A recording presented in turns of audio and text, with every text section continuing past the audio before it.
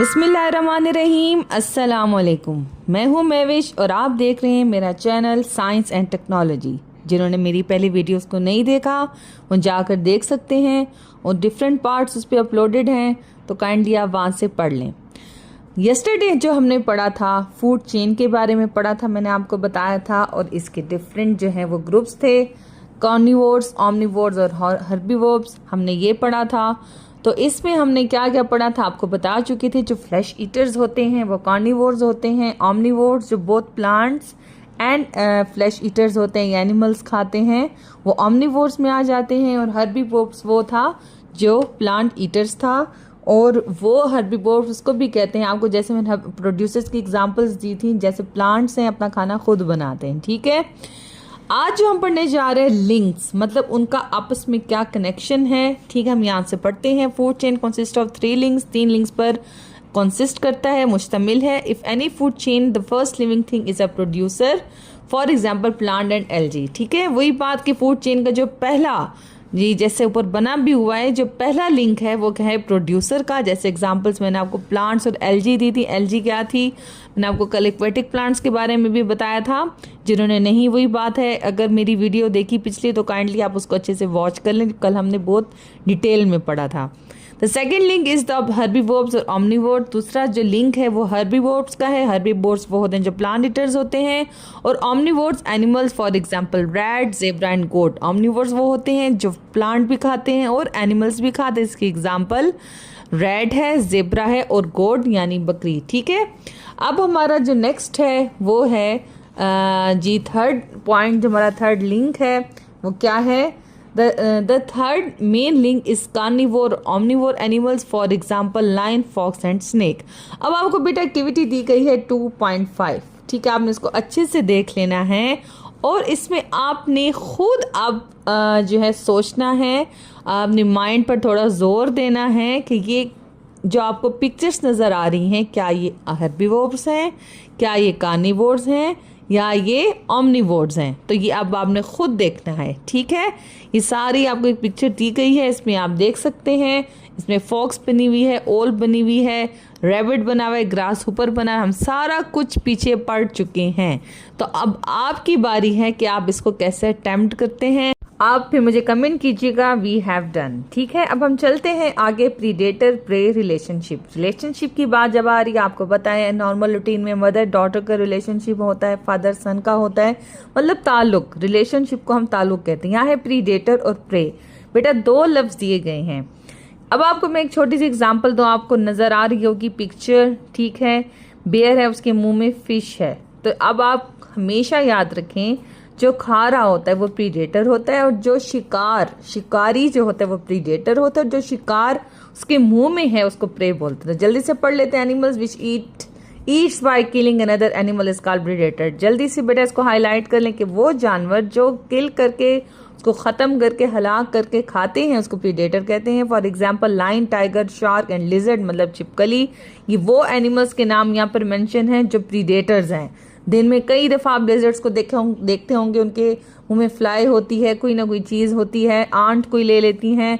तो वो क्या है, लिजर्ड खुद जो प्रीडेटर है और प्रे जो वो आंट थी। ठीक है, इसी तरह the living things which is killed and eaten by the predator is called prey. इसको भी बेटा हाईलाइट कर लें, वेरी इंपॉर्टेंट डेफिनेशन, और इसकी एग्जांपल्स भी याद रखें कि प्रे में क्या क्या आता है। Zebra, deer, rat and fish. Zebra ठीक है, हिरन, चूहा और फिश वगैरह। The relationship between predator and prey is called predation. तो ये बहुत ज़्यादा इंपॉर्टेंट डेफिनेशन है ये भी, कि डिफाइन प्रीडेशन। तो वो रिलेशनशिप, वो ताल्लुक जो प्रीडेटर और प्रे का, शिकार और शिकारी का आपस में होता है, उसको प्रीडेशन कहते हैं। ठीक है, for example a deer is killed and eaten by a lion. ठीक है, अब यहाँ पर डेयर है वो किल्ड और ईटन बाय लायन है, तो प्रीडेटर लायन होगा, और डेयर जो है वो क्या होगा बेटा, प्रे होगा।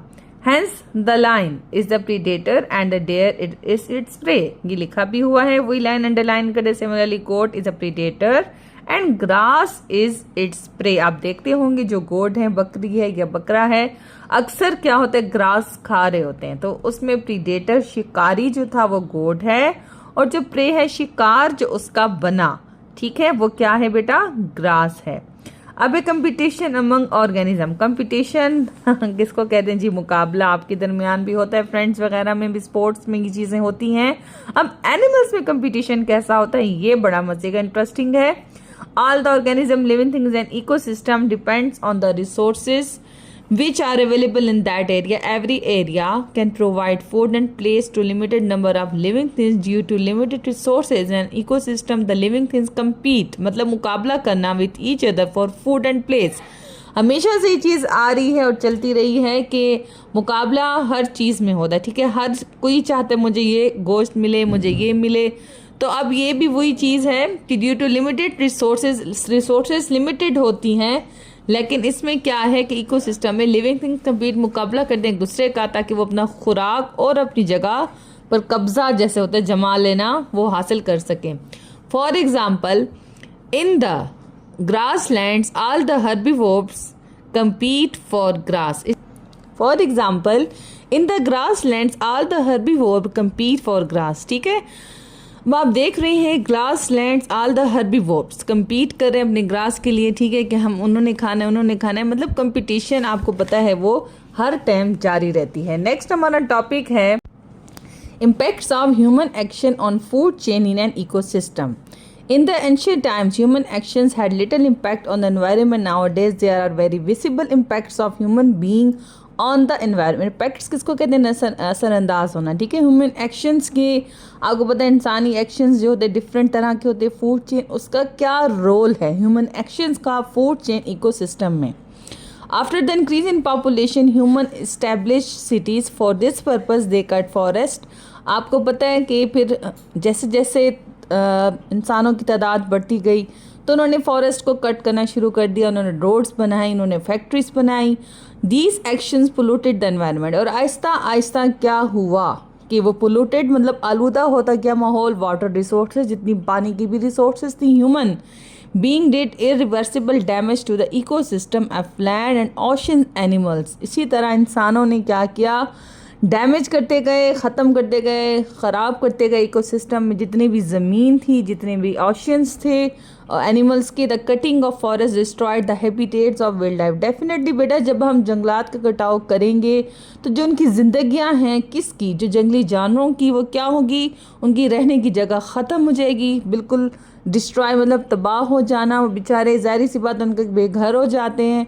जब ज़ाहिर बात है आपको पता है मेजॉरिटी बर्ड्स बल्कि क्या ऑलमोस्ट सारे बर्ड्स नेस्ट पे रहते हैं, और जब हम एक दरख्त को कट करते हैं तो डेफिनेटली उनका घर ख़त्म हो जाता है।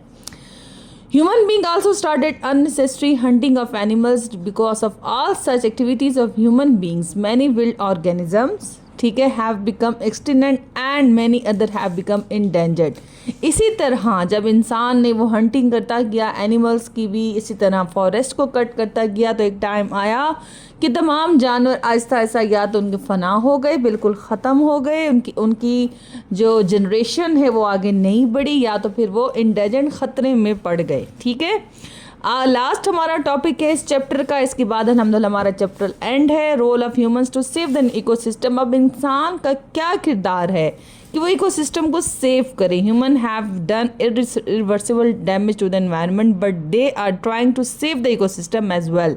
अगर एक इंसान ने इकोसिस्टम को डैमेज किया है, ख़त्म किया है, ख़राब किया है, तो वो बहुत सी चीज़ों को करेक्ट और सेफ भी कर सकता है। कैसे? अब हम स्टेप्स को जल्दी से पढ़ लेते हैं। Following are the some steps wild life parks have made to save the habitats of various species. हम वाइल्ड लाइफ पार्क्स में क्या है कि हम सेव कर सकते हैं उनकी रहने की जगह, ठीक है। ऐसे उनको एनवायरनमेंट प्रोवाइड करें ताकि उनकी रहने की जगह एक बिल्कुल केयर के साथ हो और वो एक पीसफुल लाइफ गुजार सके। नेक्स्ट है ट्री प्लांटेशन, जितना हो मैक्सिमम आप ट्री प्लांटेशन करें एंड आर्टिफिशियल फॉरेस्ट बनाएं। जैसे आपको पता है लाहौर के ज़्यादा झांगा मांगा का दरख्त जंगल है, वहाँ पर क्या है आपको उन्होंने सारी इन्वायरमेंट प्रोवाइड की हुई है, पूरा उन्होंने एक इस तरह से इकोसिस्टम बनाया है ताकि वो बिल्कुल रियल लगे। Are being created to provide natural habitat to living things, and the last one is awareness is being created to save the environment and habitat of living things। मतलब आगाही अवेयरनेस का मतलब है आगाही करना कि उसको मज़ीद आप लोगों को कहें, मैक्सिमम आप अपने सोशल मीडिया से कहें और जितना हो सके इस चीज़ को फैलाएं कि इन्वायरमेंट को साफ़ सुथरा रखें, जानवरों की रहने की जगह को भी पीसफुल और साफ़ सुथरा रखें। इसी के साथ अल्हम्दुलिल्लाह हमारा चैप्टर एंड हो गया इकोसिस्टम। और जिसने मेरा स्टार्ट से देखना है बेटा, पिछले सारे वीडियोस में मेरा पूरा चैप्टर मौजूद है विद एक्सप्लेनेशन और विद मीनिंग्स आपको मैंने अच्छे से क्लियर कर दिया। अब नेक्स्ट इंशाल्लाह MCQs हैं तो हम ये कल एक्सरसाइज करेंगे, ठीक है। और होप्स हो कि आप लोगों को अच्छे से समझ आया होगा और मुझे कमेंट बॉक्स में कमेंट ज़रूर कीजिएगा। मेरी वीडियो को लाइक और शेयर करना मत भूलिएगा। हमेशा की तरह मैं कहती हूँ कि मुझे मोटिवेशन मिलती है। इंशाल्लाह फिर मिलते हैं एक नई वीडियो के साथ। तब तक के लिए अल्लाह हाफिज़, फ़ी अमान अल्लाह।